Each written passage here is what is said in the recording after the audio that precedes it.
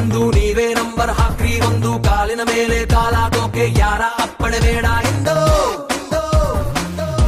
ದೊಡ್ಡೋರಿಟ್ಟ ಹೆಸರು ನಂದು ಕೇಳಂಗಿಲ್ಲ ಯಾರು ಬಂದು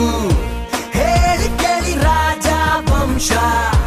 ಮನಸ್ಸು ಮುಟ್ಟೋ ಹೆಸರು ನಂದು ಬಹದ್ದೂರ್